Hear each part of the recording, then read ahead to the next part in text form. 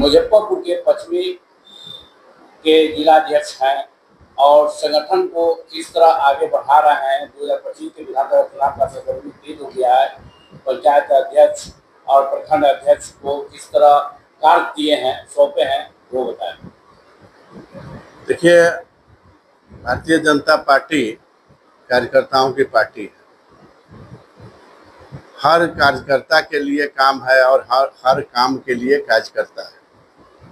तो निश्चित रूप से एक एक कार्यकर्ताओं को के पास कुछ न कुछ दायित्व है और सब लोग अपने दायित्व के निर्वहन में निरंतर लगे रहते हैं। और भारतीय जनता पार्टी का जो विजन है नेशन फर्स्ट, तो नेशन फर्स्ट के लिए हम लोग चुनाव से ज़्यादा नेशन फर्स्ट के लिए लगे रहते हैं, माँ भारती के लिए लगे रहते हैं। और हमारे कार्यकर्ता अभी बूथ स्तर पर लगे हुए हैं। बूथ पे हमारी कमेटियां बन गई है। बूथ पर हमारी लगभग 25 आदमी की हर बूथ पर कमेटी है।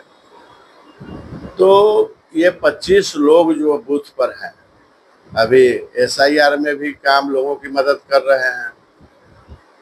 जो 70 वर्ष के ऊपर के लोग हैं जिनको वृद्धजन पेंशन मिलना है, उसके लिए भी लोग खोज के हमारे कार्यकर्ता काम में लगे हुए हैं समाज में। तो हमारे यहाँ पेज प्रमुख तक बन गया है। एक पेज मतलब 5 परिवार, 30 वोटर। एक पेज का मतलब 30 वोटर, 30 वोटर मतलब 5 परिवार। तो हर 5 परिवार पर हमारा एक कार्यकर्ता उस 5 परिवार को का ख्याल रखेगा। निश्चित रूप से उनका मताधिकार है तो उनके मताधिकार का प्रयोग हो सही ढंग से, इसका ख्याल रखेगा। उनको सरकार की किसी योजना में उनको लाभ मिल रहा है कि नहीं, अगर वो अपेक्षित है तो उनको लाभ दिलाने का काम करेगा। तो इस मिशन में हमारा कार्यकर्ता लगा हुआ है। इसलिए हमारे कार्यकर्ता जिस तरह से जमीन पे लगे हुए हैं, घर घर में लगे हुए हैं, तो हमें कोई संशय नहीं है कि जिस तरह से आदरणीय मोदी जी के नेतृत्व में केंद्र सरकार की योजनाएं घर घर तक सूर्य की रोशनी की तरह बिना भेदभाव के पहुंची है, जिस तरह आदरणीय मुख्यमंत्री विकास पुरुष बिहार के नीतीश जी की योजनाएं हर घर तक बिना किसी भेदभाव के सूर्य के प्रकाश की तरह पहुंची है, तो लोगों को ये समझ में आ गया है कि NDA सरकार के अलावा कोई विकल्प नहीं है। अगर बात विकासवाद की हो तो NDA का कोई विकल्प नहीं है। आज भी 80% से ऊपर लोग NDA के साथ हैं।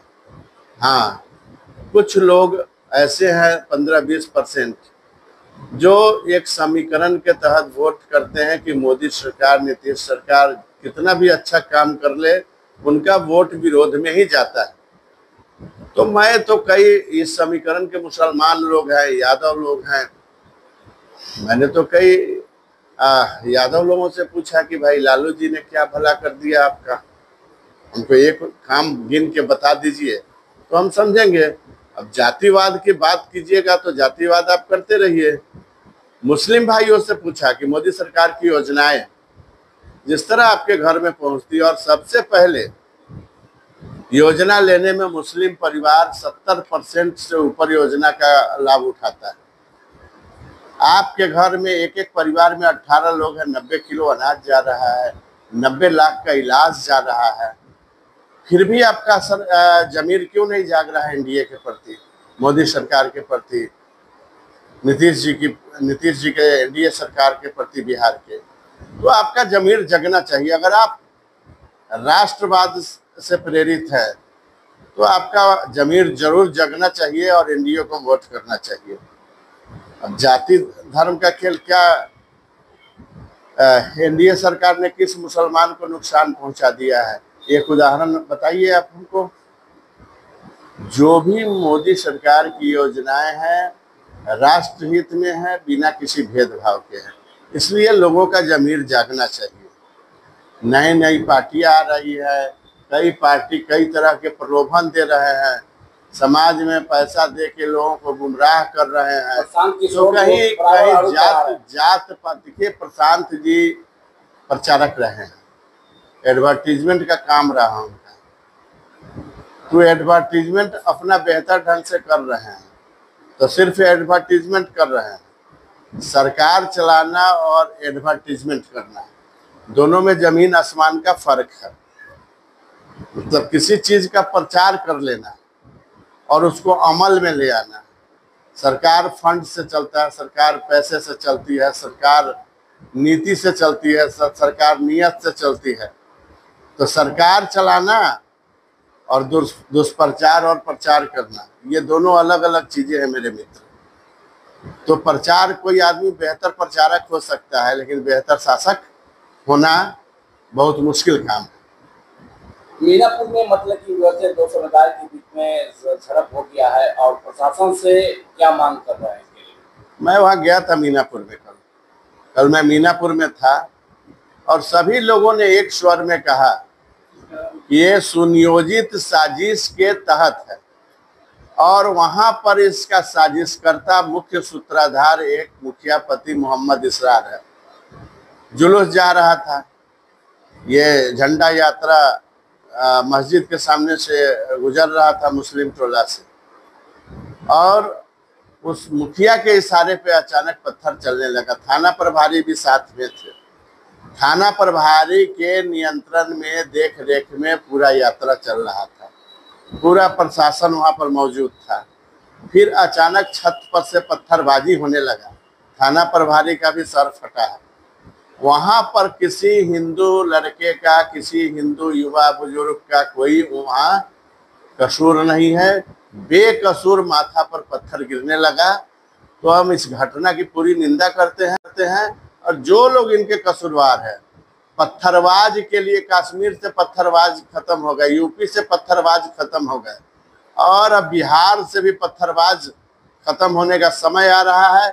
यहाँ भी बुलडोजर एक्शन, मैंने डिप्टी सीएम से भी बात किया है इस बारे में, प्रशासन से भी बात किया है।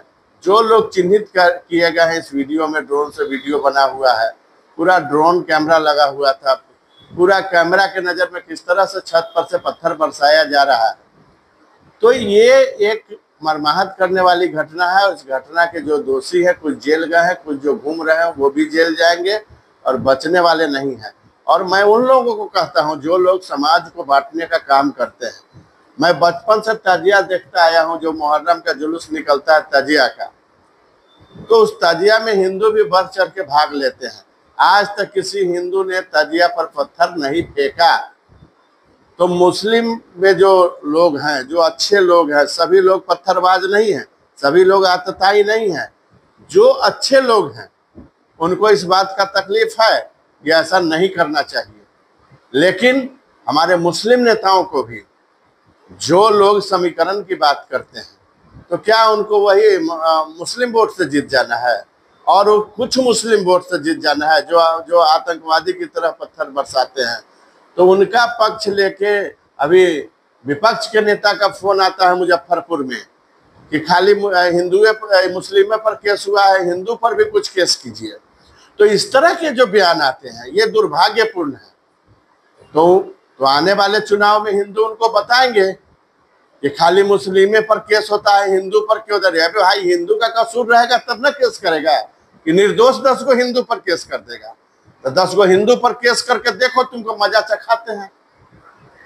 गलत केस करोगे तो मजा चखाएंगे, समाज सारा एकजुट है। आप गलत को प्रश्रय दीजिएगा, पत्थरबाज को प्रश्रय दीजिएगा, कहिएगा कि हिंदुओं पर केस होना चाहिए।